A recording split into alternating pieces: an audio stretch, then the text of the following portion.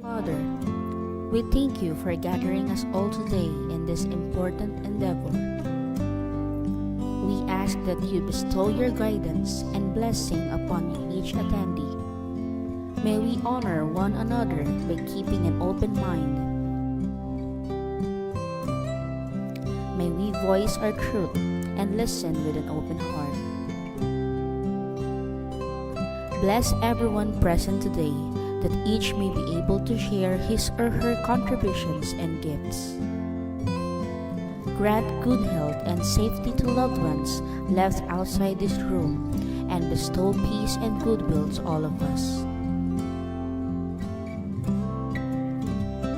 We ask for your wisdom and grace to use our talents for the betterment of others. May the various activities related to this day be a success through your intervention. With gratitude, we offer this prayer in your name. Amen. Please sit down. Again, good morning. The presiding officer for today's activity is the chairperson of the Bids and Awards Committee himself, Engineer Neil L. Macareg. Good morning, sir.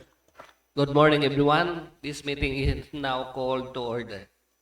But Secretariat kindly confirm if we have a quorum. The BAC Secretariat respectfully confirms the existence of a quorum, and in this regard, other members who are present are as follows. Besides the chairperson, the vice chairperson is present, Engineer Benedicto M. Cabral. Good morning, sir. Good morning. The regular members, Engineer Benedict J. Sagon. Good morning, sir. Miss Letelin C. Samosa. Good morning, ma'am. Miss Sofia M. Batilaran. Good morning, ma'am. Mr. Napoleon Gonzalez. Good morning, sir. And the end user provisional member, Miss Mayarlene P. Soriano. Good morning, ma'am. In attendance also are the following members of the technical working group, headed by Miss Alfidelia Esperlado. Good morning, ma'am.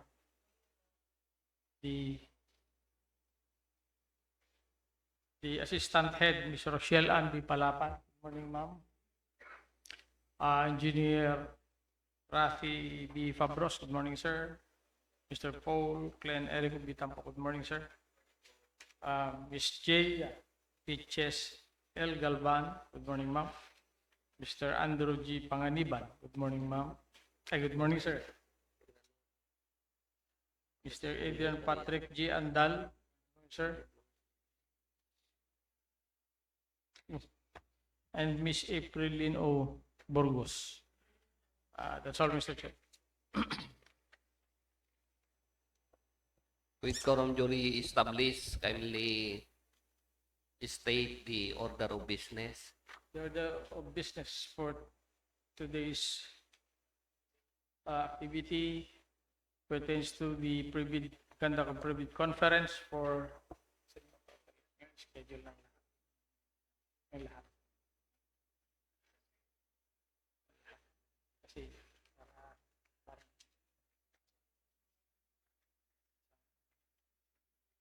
first, 9:30, Mr. Chair, is opening of bids and bid evaluation of lease of one lot, various printing machines including supply and delivery of consumables with provision of technical support and services under NPO BACFAL 003-26 with an ABC of 5,500,000. This is a rebid of this project, given the fact that it was failed the last time. Second is a 30 lease of one lot of various printing machines, including supply and delivery of consumables with provision of technical support and services under NPO BACFAL 005-26 with an ABC of 200 million pesos. At 130, Mr. Chair, again, list of one lot of various printing machines, including supply and delivery of consumables, with provision of technical support and services. Under NPO Backfall 006-26, with an ABC of 5 million. The last being at 2:30 p.m., a list of one lot various printing machines, including supply and delivery of consumables, with provision of technical support and services under NPO Backfall 0010-26, with an ABC of 213,500,000 pesos. In this regard, may I request the body to acknowledge the presence of our prospective bidders.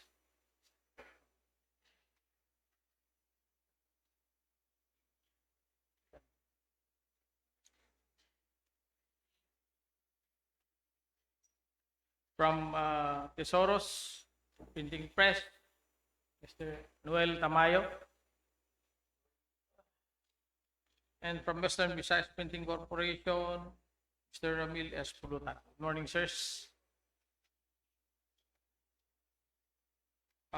We now go to the presentation of the general rules. Proceed. General Rules. During the conference, all participants are expected to follow the general rules to ensure an orderly proceeding. Participants are requested to arrive on time. Bidders' authorized representatives who are physically present at the venue shall register and sign the official attendance sheet, while those participating through online platforms must indicate in the chat box their company name, company address, authorized representatives, email, and contact numbers. Proper meeting decorum must be observed at all times. Participants are required to keep their mobile phones on silent mode, observe courtesy and professionalism, and raise their hand if they wish to speak, waiting to be recognized by the presiding officer before doing so. All questions should be relevant to the subject matter being discussed, and unauthorized recording of the proceedings is strictly prohibited.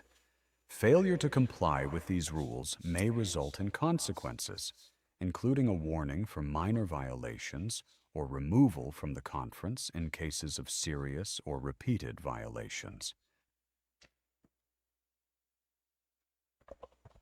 In obedience to the requirements of Republic Act 12009, particularly on the provision requiring transparency, notice to the following observers were sent on April 29, 2026. First to Ms. Clarice E. Palitic, State Auditor 3, Audit Team Leader of the Office of the Resident Co-Auditor of the National Printing Office. To the President of the National Printing Office Workers Association. To the Manager of Consumer Operations of the National Printing Office Multipurpose Cooperative. To the Executive Director of the Philippine Business for Social Progress. And finally, Mr. Chair, to the Philippine Chamber of Commerce and Industry. We are now prepared, ready to undertake the presentation of bidding documents, and in this regard, may I request the body to recognize Ms. Jaya Pitches Galban and Ms. Rochelle B. Palapal, Mr. Chair, for your approval. The two beautiful ladies are now recognized, Ms. Galban and Ms. Palapan. Thank you, Mr. Chair. Good day, everyone. I am Jaya Pitches L. Galban, TWG member, the presenter of the bidding documents for the procurement project, list of one lot, various printing machines, including supply and delivery of consumables with provision of technical support and services.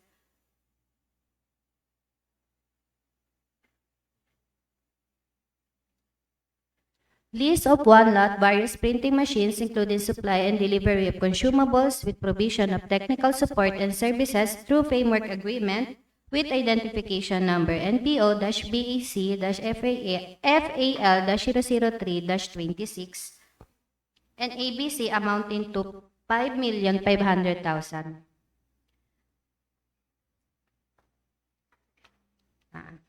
Section 1, Invitation to Bid.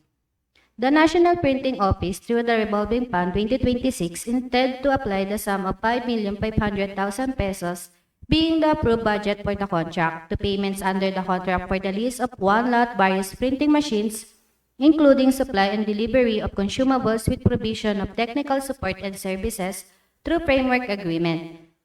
Bids received in excess of the ABC shall be automatically rejected at bid opening. The National Printing Office, through the Bids and Award Committee, now invites bids for the lease of one lot various printing machines, including supply and delivery of consumables with provision of technical support and services. Under a single-year framework agreement, bidders should have complete within 5 years from the date of submission and receipt of bids, contract similar to the project. The description of an eligible bidder is contained in the bidding documents, particularly in Section 2, Instruction to Bidders. The award shall be given to the bidder with the lowest calculated and responsive bid following the procedure under Section 61 and 63 of the same IRR. Delivery of the goods is required within the delivery period stated in Section 6, Schedule of Requirements of the bidding document. Lot 1. List of one lot various printing machines, including supply and delivery of consumables with provision of technical support and services through framework agreement, with approved budget for the contract of 5,500,000 pesos. A. 1 unit of continuous offset machine, 4 colors with numbering. Printable width, 11 inches, 15 inches, and 17 inches width. Speed at least 200 meters per minute. B. 1 unit sheet fed offset machine, 6 colors. Printable area, 30 inches by 40 inches. Speed, at least 200 sheets per minute. C. 2 units collator numbering 5 ply. Size, 13 inches width. Speed, at least 50 meters per minute. Paper requirements. A. 35,000 kilograms coated back 55 GSM 11 inches. B. 35,000 kilograms coated front and back 50 GSM 11 inches. C. 35,000 kilograms coated front 55 GSM 11 inches. D. 1,500 rims CB 55 GSM 25 inches by 38 inches.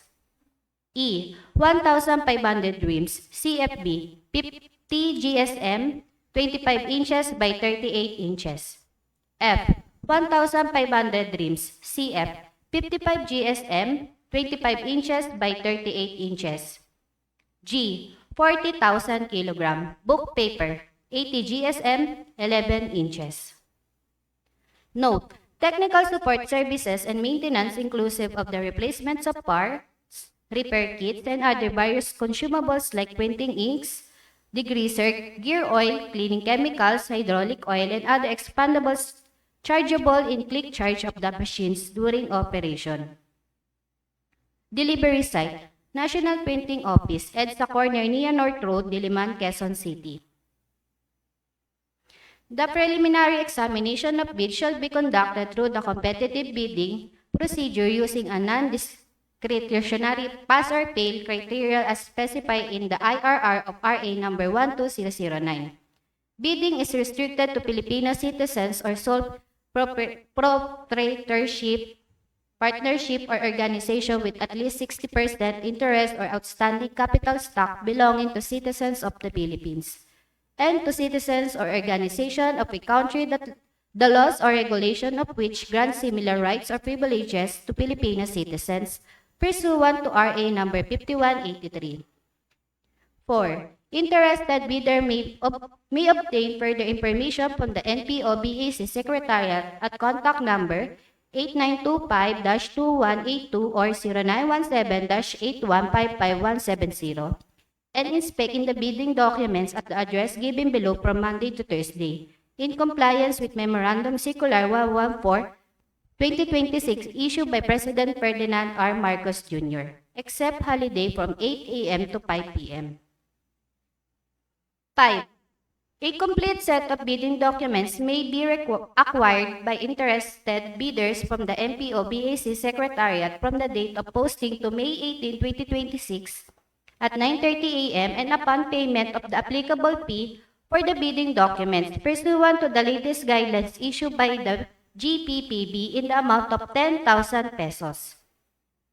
Bidding documents may also be downloaded free of charge from the website of the Philippine Government Electronic Procurement System or PhilGEPS and or the website of NPO, provided the bidder shall pay the applicable fee for the bidding documents not later than the submission of their bids. 6. The NPO will hold a pre-bid conference on May 6, 2026 at 9:30 a.m. at the John Sylvanus Leach Training Room, 3rd floor of NPO building. 7. Bids must be duly received by the Bids and Awards Committee Secretariat through the manual submission at the National Printing Office, EDSA Corner near North Road, Diliman, Quezon City on or before 9:30 a.m. of May 18, 2026. Late bids shall not be accepted. 8. All bids must be accompanied by a bid security in any of acceptable forms and in the amount stated in ITB Clause 16.1. 9. Bid opening shall be on May 18, 2026, immediately after the deadline of the submission of bids at John Sylvanus Leach Training Room, 3rd floor. Bids will be opened in the presence of the bidders' representatives who choose to attend the activity. Only 2 representatives per bidder will be allowed to enter the venue. 10. The summary of the bidding activities is as follows. Advertisement of posting of invitation to bid, April 27, 2026. Issuance and availability of bid documents, April 28, 2026. Pre-bid conference, May 6, 2026, 9:30 a.m. Last day of submission of written clarification, May 8, 2026. Last day of issuance of bid bulletin, May 11, 2026. Deadline of submission and receipt of bids, May 18, 2026, 9:30 a.m. Opening of bids immediately after the deadline of the submission of bids. Bid evaluation within 1 to 2 days after the opening of bids. The NPO reserves the right to reject any and all bids, declare a failure of bidding, or not award the contract at any prior to contract award in accordance with Section 70 of RA number 12009 without incurring any liability to the affected bidder or bidders. For the further information, please refer to Roy Leo C. Pablo, BAC Secretariat Head. Bids and Awards Committee, National Printing Office, EDSA Corner near North Road, Diliman, Quezon City. Contact number 8925-2182 or 0917-8155170 or email at backsecretariat@npo.gov.ph.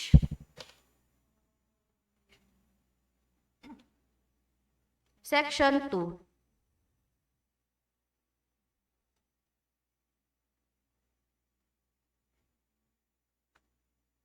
Instruction to bidders. We will read on the most relevant matter regarding bidders' responsibilities. Bidders' responsibilities. 6.1. The bidder or its duly authorized representative shall submit an omnibus word statement in the form prescribed in Section 8, Philippine Bidding Document Related Forms as required in ITB Clause 12.1, Clause 8. 6.2. Before submitting their bids, the bidder is deemed to be knowledgeable with all existing laws, decrees, ordinances, acts, and regulations of the Philippines, which may affect this project in any way. 6.3. The bidder undertook the following responsibility. A. Took steps to carefully examine and ensure full understanding and comprehension of the bidding documents, its requirements, clauses, and provision. B. Acknowledge all conditions, local or otherwise affecting the implementation of the contract. C. Made an estimate of the facilities available and needed for the contract to be bid, if any. D. Complied with the responsibility to inquire or secure the supplemental bid, bulletin or bulletins as provided under ITB Clause 10.4. E. Ensure that it is not blacklisted or barred from bidding by the government of the Philippines or any of its agencies, offices, corporations, or LGUs, including foreign government or foreign or international financing institution whose blacklisting rules have been recognized by the GPPB, by itself or by reason of its relation, membership, association, affiliation, or controlling interest with another blacklisted person or entity. F. Ensure that each of the documents submitted in satisfaction with the bidding requirements is an authentic copy of the original, complete, and that all statements and information provided therein are true and correct. G. Authorize the HOPE or its duly authorized representatives to verify all the documents submitted. H. Ensure the signatories is the duly authorized representative of the bidder and granted full power and authority to do, execute, and perform any and all acts necessary to participate, submit the bid, to sign, and execute the ensuing contract, accompanied by the duly notarized special power of attorney, board, or partnership resolution or secretary certificate, whichever is applicable. I. Comply with the disclosure provision under Section 81 and 82 of RA number 12009 and its IRR in relation to other provision of RA 3019. J. Comply with existing labor laws and standards in the case of procurement of services. Moreover, the bidder undertakes to I. Ensure the entitlement of workers to wages, hours of work, safety and health, and other prevailing condition of works as established by national laws, rules and regulations, or collective bargaining agreement, or arbitration award if and when applicable. In case there is a finding by the procuring entity or the Department of Labor and Employment of underpayment or non-payment of workers' wages and wage-related benefits, the bidder agrees that the performance security or portion of the contract amount shall be withheld in favor of the complaining worker pursuant to appropriate provision of RA number 12009 without prejudice to the institution of appropriate actions under the Labor Code as amended and other social legislation. 2. Comply with occupational safety and health standard and correct deficiency if any. In case of imminent danger, injury, or death of the worker, the bidder undertakes to suspend contract implementation pending clearance to resume from the DOLE regional office in compliance with the work stoppage order. And third, inform the workers of their condition of work, labor clauses under the contract specifying wages, hours of work, and other benefits under prevailing national laws, rules and regulations, or CBA, or arbitration award, if when applicable through posting in two conspicuous places in the establishment premises. K. Ensure that it did not give or pay directly or indirectly any commission, amount, fee, or any form of consideration, pecuniary or otherwise, to any person or official personnel or representative of the government in relation to any procurement project or activity. L. Examine all instruction form, terms, and specifications in the bidding documents. M. Determine and comply with all matters pertaining to the contract to the bid, including but not limited to 1. The location and the nature of this project. 2. Climatic condition. 3. Transportation facilities. And 4. Other factors that may affect the cost, duration, and execution or implementation of this project. N. Ensure that all information in the bidding documents, including bids or supplemental bid bulletin issue, are correct and consistent.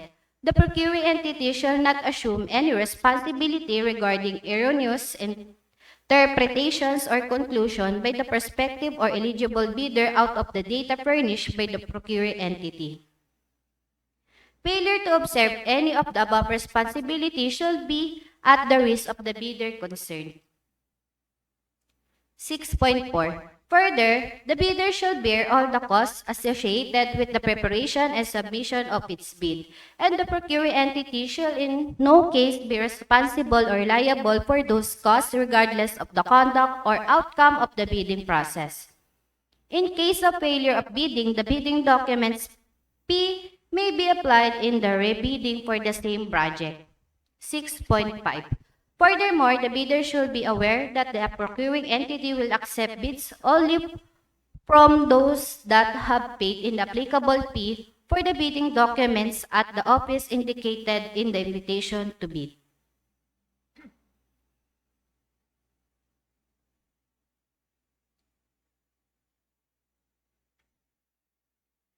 Section 3. Bid Data Sheet. ITB Clause 1.1. The Procuring Entity National Printing Office.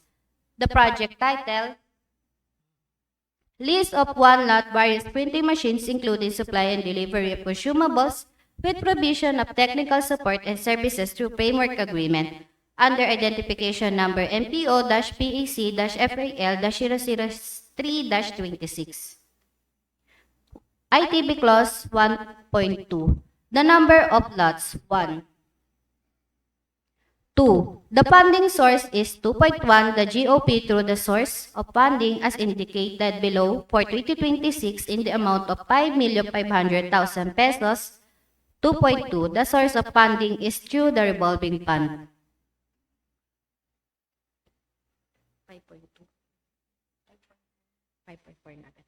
5.4. The bidders SLCC similar to the contract to be bid should have been completed within 5 years prior to the deadline for the submission and receipt of bids. 5.5. For the purpose of similar contract, it shall be defined as 1. The bidder must be completed within a period of 5 years from the submission of the bid. An SLCC that is similar to the procurement project to be bid and whose value adjusted to current prices using the Philippine Statistic Authority. Consumer price indices. Bidders must be present a combination of contracts completed within the same period provided their total value is at least 50% of the ABC. Thus, A. The bidder should have completed at least one similar contract amounted to at least 25% of the ABC, and B. The bidder should have completed the other contracts, whether similar or not, with an aggregated amount of at least 25% of the ABC. 2. Classified as similar contracts. List of printing machines or security printing services. ITB. Can we go back to the previous slide, please? Yan po, Mr. Chair. Pending to the query natin sa GPPB, Mr. Chair, we will adopt the, with regards sa same period po, para po aware po si bidder po, prospective bidder. Thank you po, Mr. Chair.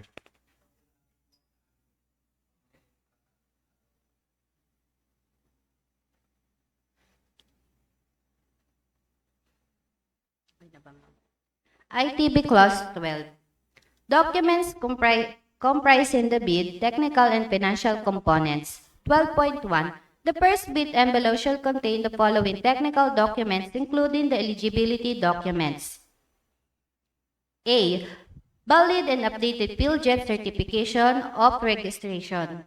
Certificate of registration, platinum membership, including Annex A of the PhilJet registration. Okay, ma'am, wait lang, Ms. Galvan. Just want to give emphasis on the first requirement, letter A.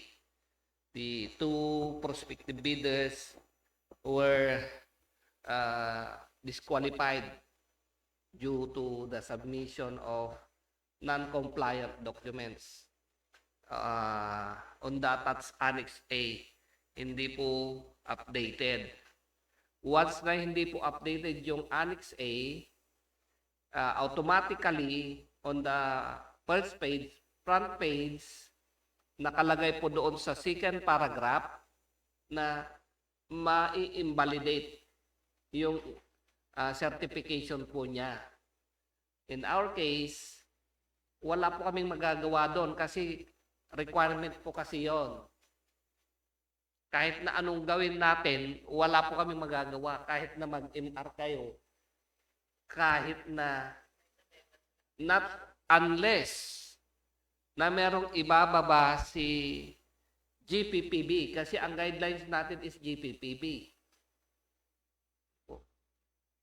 Wala pong magagawa si BAC po doon. So, kahit may pending application po kayo, kahit pending application, wala po talaga kayong magagawa. Kasi yun po yung requirement. So, sa inyong case, si Sir, sa PhilGIPS po niya, yung validity nung during opening, hindi na siya valid. Hindi na siya valid. Then, pagdating sa Annex A, mayroon na mga expired. Si Sir naman, mayroon siyang Sir na Jojo sa GI, Western, ano? Western. Ang kanilang Annex A, mayroon kayong hindi validated nyo. Diba? So, yun. So, at least, napag-uusapan na po natin dito. Okay, continue. Thank you po, Mr. Chair. B. Original and duly signed statement of the bidder's single largest completed contract similar to the procurement project to be bid, as provided in the bid data sheet ITB Clause 5.5 of the bidding documents. The bidder shall attach any of the following: official receipt, sales invoice, certificate of acceptance with at least satisfactory rating. C. The bidder's original and duly signed computation of net financial contracting capacity must be at least equal to the ABC to be bid or committed line of credit from a universal or commercial bank in view of its NFCC computation, must be at least equal to 10% of the ABC to be bid. D. The bidder's original and duly signed statement of all its ongoing government and private contracts, including contracts awarded but not yet started, if any, whether similar or not similar in nature and complexity to the contract to be bid. E. Duly signed joint venture agreement in case the joint venture is already in existence, or duly notarized statements from all potential JV partners stating that they will enter into and abide by the provision of the GVA in the event that the bid is successful. F. If applicable, original copy of bid security in the prescribed form amount in accordance with ITB Clause 16 and validity period under ITB Clause 15, if in the form of surety bond, submit also a certification issued by the Insurance Commission, or if applicable, original copy of duly notarized bid securing declaration. G. Conformity with the technical specification under Section 6 and 7 of the bidding documents and supplemental bid bulletin, if any, which may include production or delivery schedule, manpower requirements, and or after-sales parts, if applicable. H. Original, duly signed and authorized omnibus sworn statement in accordance with Section 54.3 of RA 12009, and if applicable, original notarized secretary certificate in case of corporation, partnership or cooperative, or original special power of authority of all members of the joint venture, giving full power and authority to its official officer to sign the OSS and do acts to represent the bidder. I. For foreign bidders claiming eligibility by reason of their country's extension of reciprocal rights to Filipinos, a certification from the relevant government office of their country stating that Filipinos are allowed to participate in their government procurement activities for the same item or product. 12.2. The second bid envelope shall contain the following financial documents.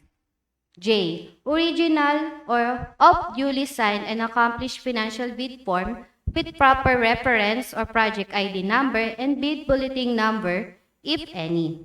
Each page shall be signed or initialed. K. Original or duly signed and accomplished price schedule in accordance with ITB Clause 13.1. Each page shall be signed or initialed. If applicable, certificate of domestic preference in accordance with ITB Clause 25. Note, notarized documents as indicated or stipulated in herein checklist must bear the complete details of the notary public as follows. A. Name of notary public. B. Office address and regular place of work or businesses. C. Validity of notarial commission. D. IBPOR number. E. Roll number. F. PTR number. G. At least MCLE compliance. 8. As applicable. Lang, ma'am. Sige, Sige po.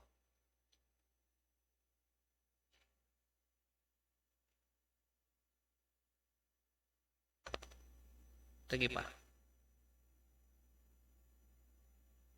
Okay. Sa submission po ninyo ng documents, wala po kayong ibang titignan. Ito lamang po, number 12. Sa kaba po ninyo, kung ano-ano yung mga inyong naisasubmit. Yan ang magiging checklist lang po ninyo. Letter A, check na ako dyan. Letter B, ito yung attachment. Check. Nag-attach po kayo ng mga list of machines. Pero wala po tayo nakikitang list of machines. Sa Derbios po ninyo. Ang back with TWG, back secretariat, yan lamang po ang tinitignan po natin during opening. Para mag-guide po kayo. Maging maayos po yung submission po ninyo. Number 12, tandaan nyo lamang po, number 12 of the BDS, Section 2. Section 3, diyan lang po kayo mag-focus. Number 12, kahit kayo lang, ano na po yan, perfect nyo na po yan. Okay. Iba naman po pag post-qualification.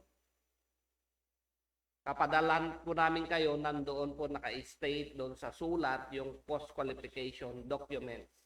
Huwag nyo na pong isama. Isinama po ninyo yung post-qual document na hindi kailangan, di pa kailangan na submit nyo na, pero sinabi po namin, Mr. Ganito, isubmit mo yung post-qual. Doble-doble yung papel na sinubmit po ninyo. Okay? So, para mas madali, padaliin po natin. Okay, maliwanag po. Tanong. Okay, continue. Yes, engineer. Baka hindi madoble rin, Mr. Chair, paki-delete na rin yung 12.1 na isa. Kasi dalawa, Mr. Chair. Oo nga. Dalawa. Sa posting po ito, kasama, ay supplemental. SBB. SBB yan. Na-copy-paste. Okay, thank you. Thank you, engineer. Continue. Yes, sir. Wait lang, ma'am. May tanong si sir. Good morning. Yes, sir. During submission of post-qua, I mean, as your kind consideration, if ever, that the submission of POSQA will be through LBC or GRS, since I'm not around on that time of submission. If Okay. ever. Sige, sir. Sagutin kita. Since, since you are given only 5 days, 5 calendar days. So, if you do consider na you can extend the days, since we are in the province, Sir, mamaya kita sagutin na pagdating sa POSQA document. Doon siya. thank you. Advance siya. Advance na yon. Tanong mo. Nandito pa lang tayo sa opening. Sige, mamaya. Noted, sir. Noted. Continue. Thank you po. ITB Clause 12.4. The ABC is 5,500,000 pesos. Any bid with financial component exceeding the amount shall not be accepted.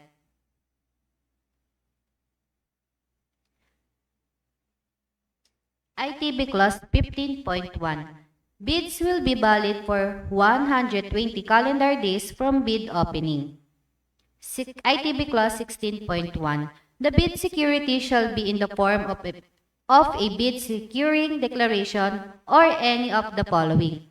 1. The amount of not less than 2% of the ABC or 110,000 pesos if bid security is in cash, cashier's, or manager's check. 2. The amount of not less than 5% of the amount ABC or 275,000 pesos if bid security is in bank draft, guarantee, or irrevocable LOC or surety bond. Bid securities other than bid securing declaration shall be turned over to the MPO cashier section for custody. The bid securing declaration shall be in custody of the BAC Secretariat. Bid security shall not contain any deletion, crossing out, expansion, or any form of correction. Otherwise, MPO may reject such security if any such intercalation, superimposition, or alteration affects any materials, information, or feature of the document. ITB Clause 16.2. The bid security shall be valid for 120 calendar days from bid opening. ITB Clause 18. For the submission of bid proposal, 1. Each bidder shall submit only one copy of the first and second components of its bid. 2. Bidders shall enclose their technical documents prescribed in ITB Clause 12 in one sealed envelope marked technical component and the financial component in another sealed envelope marked financial component. Both envelopes shall then be enclosed in one single outer or mother envelope marked bid, properly labeled, sealed, and signed by the bidder or its authorized representative. The marking on all envelopes shall 2.1. Contain the name of the contract to be bid in capital letters. 2.2. Bear the name and address of the bidder in capital letters. 2.3. Be addressed to the procuring entity, BAC, in accordance with ITB Clause 1.1. 2.4. Bear the specific identification of its bidding process indicated in the ITB Clause 1.1 and 2.5. Bear a warning, do not open before the date and time for the opening of bids in accordance with ITB Clause 19. To facilitate the receipt and classification of bid envelopes, 2.1. Outer or mother envelope shall be in color red. 2.2. The inner envelope contains technical proposal shall be blue. 2.3. The inner envelope containing financial proposal shall be green. 2.4. The post-qualification documents shall be brown. Bid envelopes that are not properly sealed and marked as required in the bidding document shall be accepted provided that the bidder or its duly authorized representative shall acknowledge such condition of the bid as submitted. The BAC shall assume no responsibility for misplaced or lost contents of the improperly sealed or marked bid or for its premature opening. On the other hand, unsealed and or unmarked bid envelopes or bids that cannot be opened or corrupted in case of online submission shall be rejected. Note: notarized documents as indicated or stipulated in herein checklist must bear the complete details of the notary public as follow. A. Name of notary public. B. Office address and regular place of work or business. C. Validity of notarial commission. D. IBPOR number. E. Roll number. F. PTR number. G. At least MCLE compliance 8 or as applicable. Any supplemental bid bulletin issued by the BAC shall also be posted in the PhilJeps in any conspicuous place in the premises of the procuring entity and on the website or social media platforms of the procuring entity, if applicable, or such other channels as may be authorized by the GPPB. It shall be the responsibility of all prospective bidders, including those who have properly secured the bidding documents, to inquire and secure supplemental bid bulletins that may be issued by the BAC. ITB Clause 19. The address for the submission of bid is through manual submission at the National Printing Office, EDSA Corner near North Road, Diliman, Quezon City. The deadline for the submission of bids is May 18, 2026, 9:30 a.m. ITB Clause 22.1. The place of the bid opening is at John Silvanus Leach Training Room, 3rd floor. The date and time of bid opening is immediately after the deadline of the submission of bids. ITB Clause 26.3a.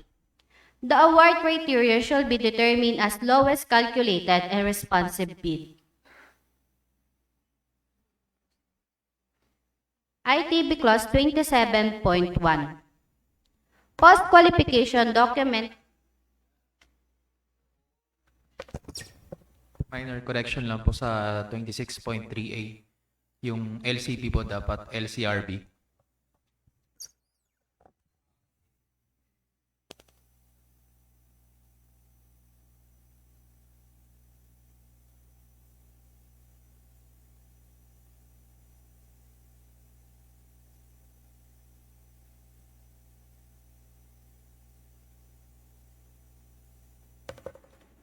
Thank you. ITB Clause 27.1. Post-qualification documents may be submitted during the bidding, but this does not disqualify bidders who will not submit post-qualification documents during bid submission within an extendable period of 5 calendar days from the receipt by the bidder of the notice from the BAC that is submitted the lowest calculated bid, single calculated bid. Said bidder shall submit the following post-qualification document.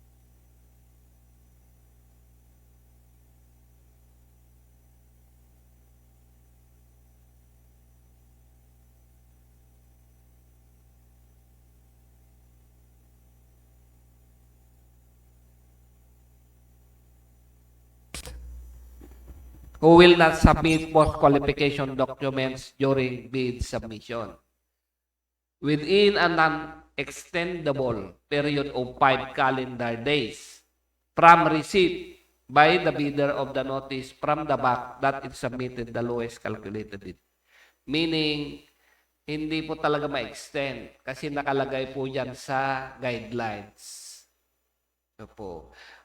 Ngayon pa lang, if you are really sure na makakwalify po kayo, part of your responsibilities is to prepare all the documents, hindi lamang po doon sa documents required during opening of bids and also the documents required under the post-qualification. Ngayon pa lang, prepare nyo na po. Marami po, ang tanong nyo kanina, is it possible po na pwede po ba sa LBC? Wala pong nakalagay dyan kung anong mode. Pwede nyo ipadala. Basta matanggap namin within. Yun po yung requirement. Kahit hindi nga po kayo ang magdala. Wala siyang sinabi. Clear na po tayo dyan, sir? I'm sorry, Engineer, kasi I'm aware of the calendar days. Since what I have experienced during bidding, after the opening of the bid documents, it takes how many days to submit the post-qualification. So, ang problema, hindi ko madadala yung hand carry dahil I have a schedule in the province on 19. Sige. 19. To help you... Kasi may grand reunion ng family ko. Because my father is edad na siya 96. So, ganito, My sir. presence is Sige, Okay. to help you okay. sa ano mo, sa concern mo.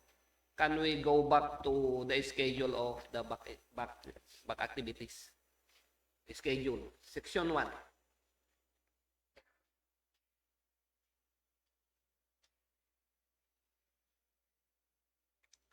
So, nasa May 6 po tayo, sir, ano?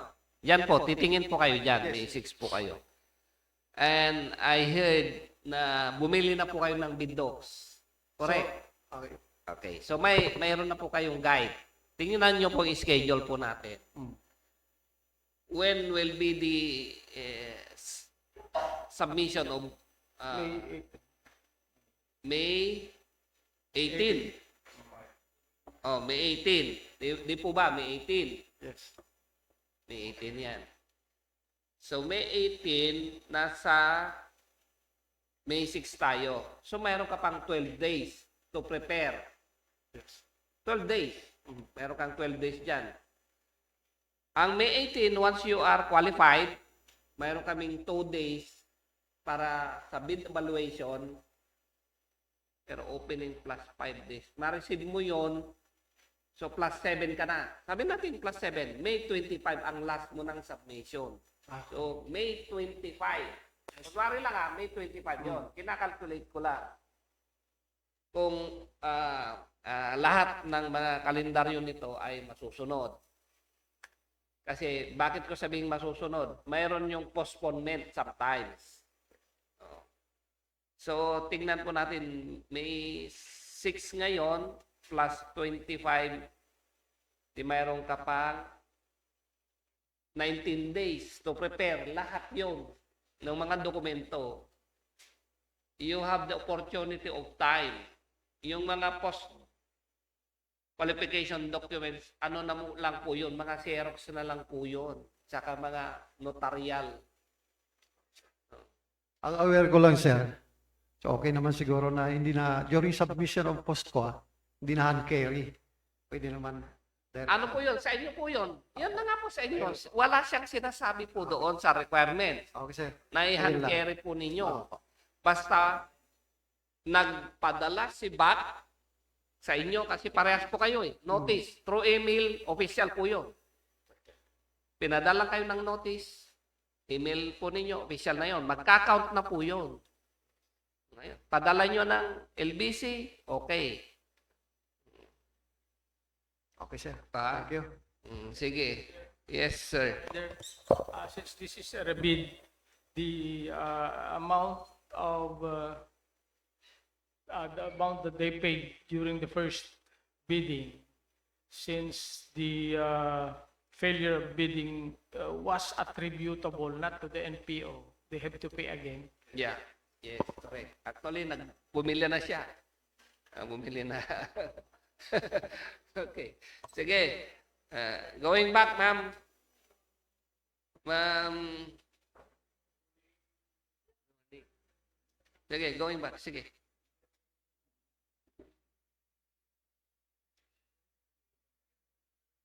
Sige. Pascual. 27.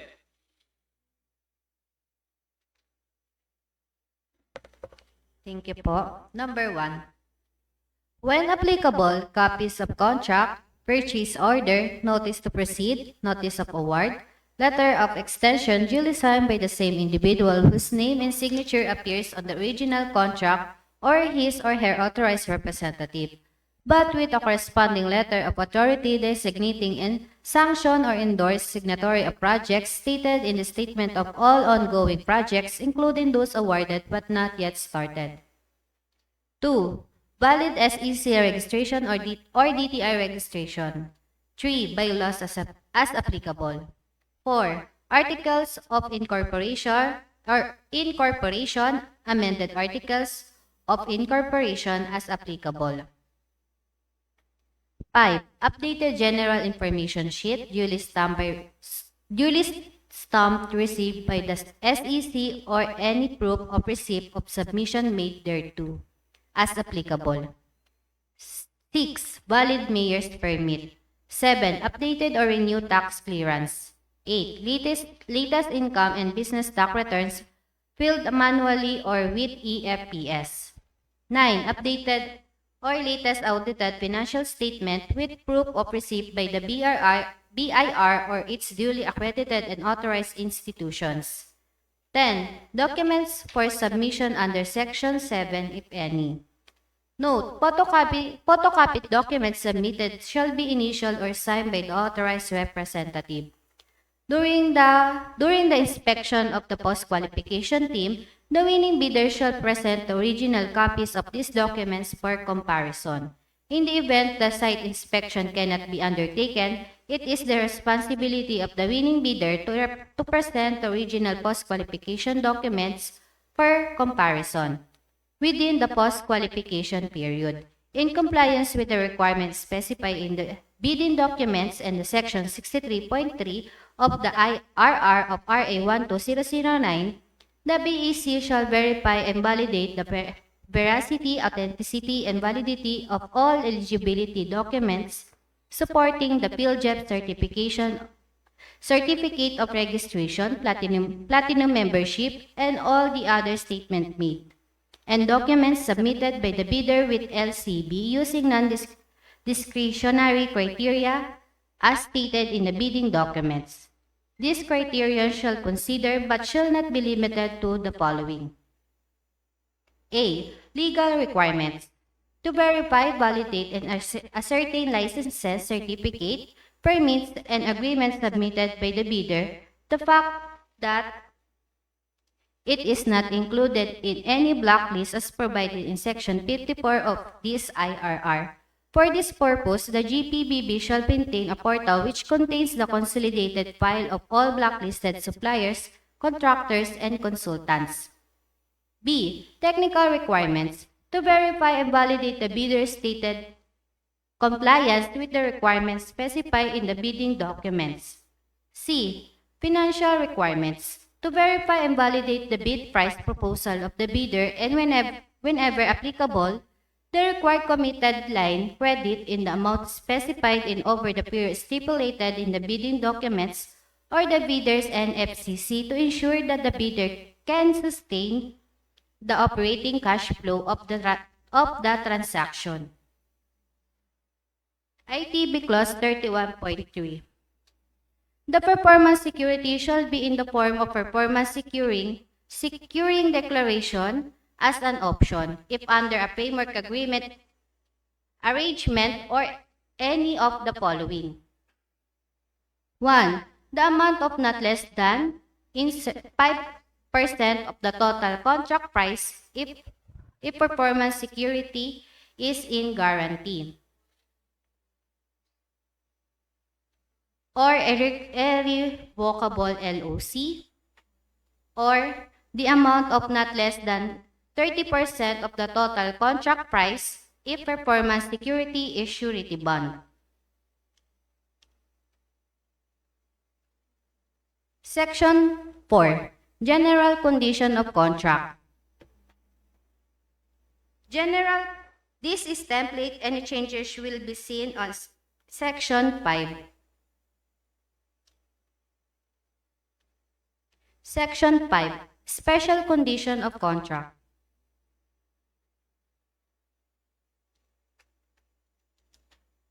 GCC Clause 1A. The procuring entity is National Printing Office, NPO. 1C, the funding source is 2.1, the GOP through the source of funding as indicated below for 2026 in the amount of 5,500,000 pesos. 2.2, the source of funding is through the revolving fund. 1D, the project site is National Printing Office at sa corner near North Road, Diliman, Quezon City.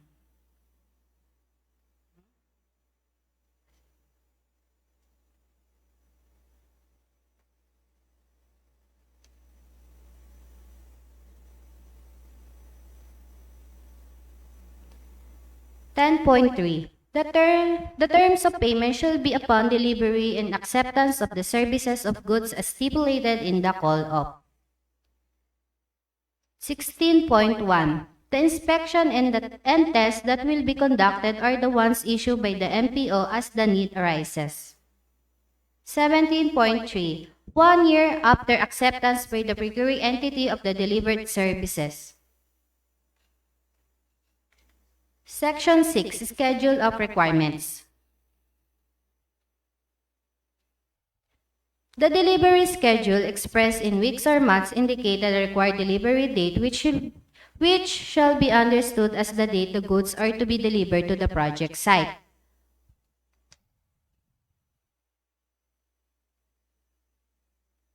Total approved budget for the contract, 5,500,000 pesos. Framework agreement effectivity lease period 1 year. Delivery terms.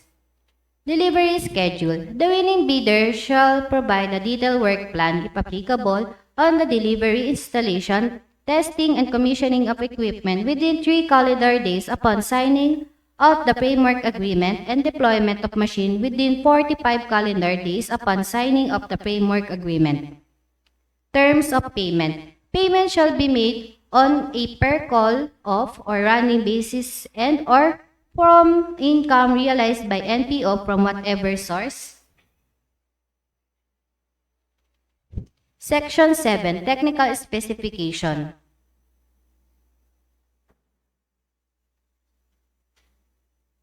Bidder must stated comply or not comply for each specification and provide the corresponding performance parameters for offered equipment. Each response must be supported by a clear documentary support in the bid and properly cross-reference. Acceptable evidence includes unaltered manufacturer sales brochures, official specification sheets, product samples, independent test results, and similar documents.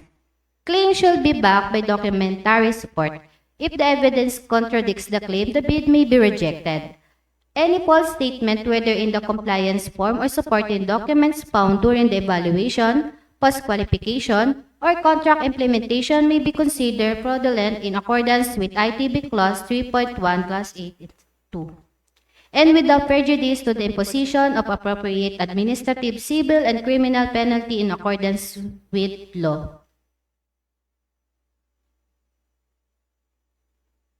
Additional requirements. 1. The winning bidder shall submit duly notarized affidavit of the following: proof of ownership or the right to use the machines, equipment, peripherals under Section 6.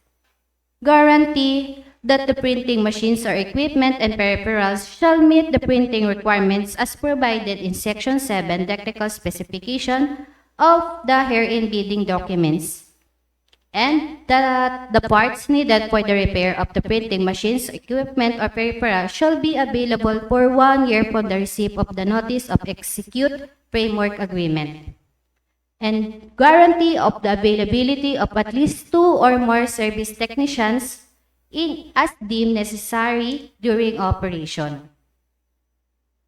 2. Service technicians shall perform or conduct the needed preventive maintenance on a monthly basis to ensure continuity of operation and to prevent the breakdown of the leased machines, equipment, or peripherals as well as the necessary repairs as the need arises. A report must be submitted to the procuring entity duly certified by its representatives with pictures to substantiate the preventive maintenance and or repairs undertaken thereto. 3. The leased machine will be strictly for NPO. As such, no other printing jobs will be loaded on the leased machines. Random unannounced inspection will be conducted regularly. Violation thereto shall be ground for termination of the lease contract. 4. The winning bidder shall insure all the leased machines or equipment or peripherals and related materials with a reputable insurance company for the duration of the term of the lease to recompense or compensate NPO for any probable damage as a result of fire, earthquake, floods, civil disturbance, theft, and vandalism.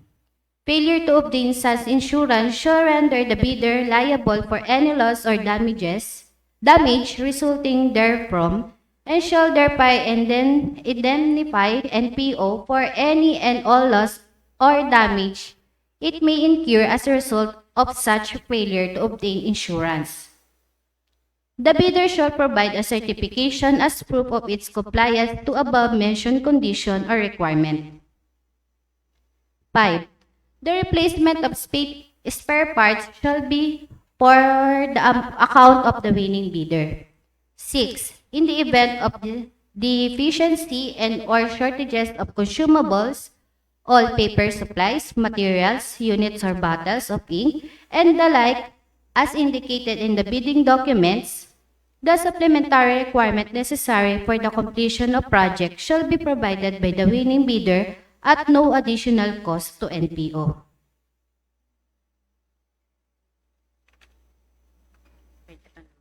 Section 8. Philippine Bidding Documents Related Forms. Mr. Chair, let's conclude the presentation of the bidding documents. Thank you, Ma'am Galban.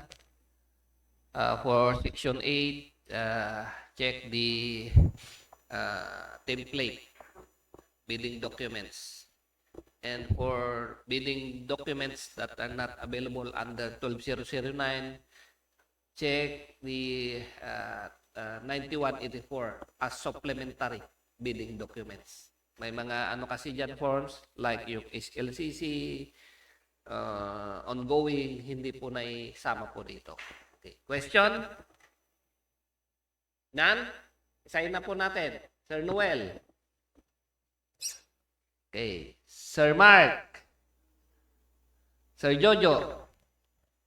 May tatanong po sana Sige, po sir. ako. Sige. Regarding po dun sa mga documents po na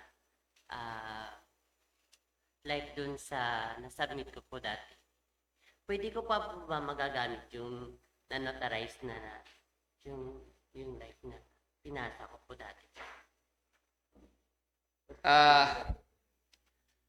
Tabiyado daw. Like, yung sa ano po, yung sa Omnibus Sworn Statement po. Sandali lang. Wait lang, sir. Kasi may mga particulars doon sa Omnibus Sworn Statement na particular yung project like yung number, yung title. Yung title kasi baka ipakita ka natin yung title. But I suggest baguhin nyo na lang. Babagoyin. I suggest ipapakita ko po. Civil status. Of course, hindi na nababago yung civil status natin. Maliban lang kung married na, married. Then next, pakita po natin. Omnibus. Wala ba dito yung title ng project? Ayan po, project title. So, project title na gagamitin mo noon, most likely, iba na yung project title ngayon. Thus, sige, pakita natin yung project title niya. Yan po. NPO BAC FAL 003-26. Most likely, yung ginamit mo noon, hindi siya 26. So, baka ma-DQ ka, sayang lang. Okay na? Wala na po tanong? Yes, ma'am. Sige, ma'am.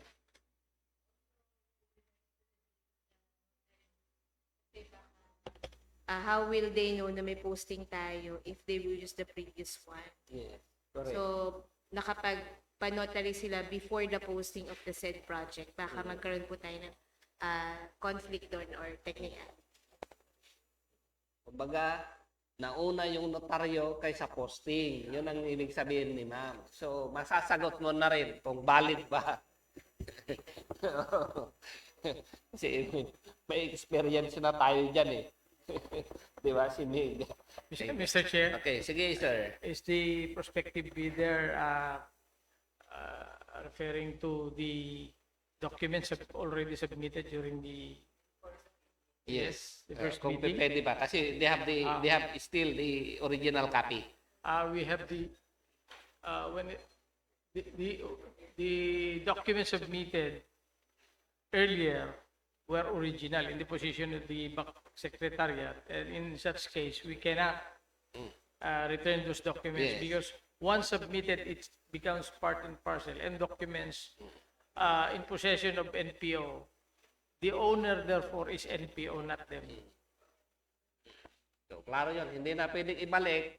Pero I think, ang sinasabi nila, mayroon pa rin silang in possession na original kami kung pwede daw ba nilang gamitin ulit. Pero no. No, wag na. Wag na. Okay. Para sure. Baguhin na lang lahat. Okay. So, with that, kung wala na po kayong tanong, thank you very much for your time for attending this pre-bid. At kung meron pa po kayong tanong after this, pwede po kayong pumunta directly doon sa back secretariat para po kayo ay maliwanagan. Hanggang hindi pa kayo nagsasubmit, may time pa kayo. Pwede pa. And ang bid docs ay available hanggang wala pang submission. Okay? Thank you. You are now excused. PWG.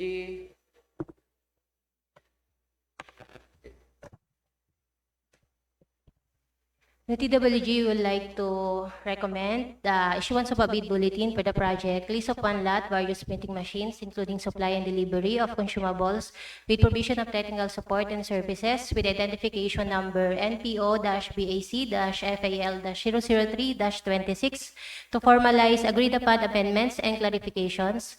Accordingly, the bid bulletin shall be posted on the NPO and PhilJEP's website and be displayed prominently within the NPO premises.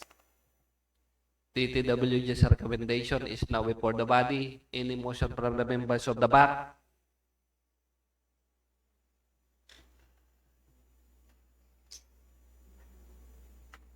Mr. Chair, I move to adopt the recommendation made by the Technical Working Group. Any objection?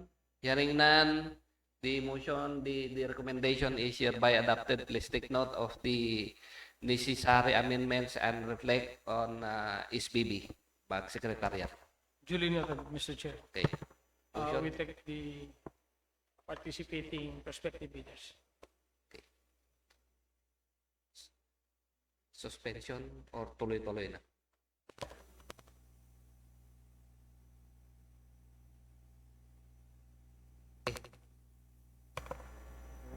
Ikaw mo lang, emotion mo lang. Second, another. On the second part.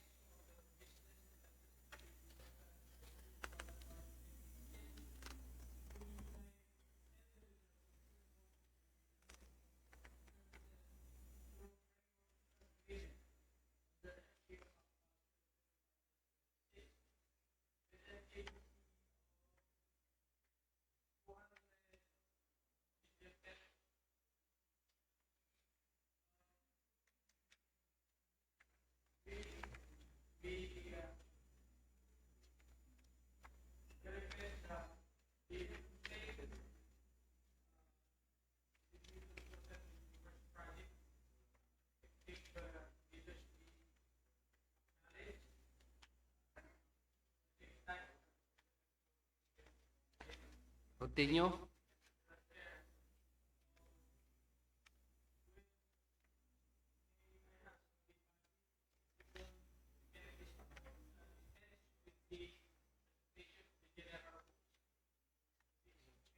Okay, it's okay.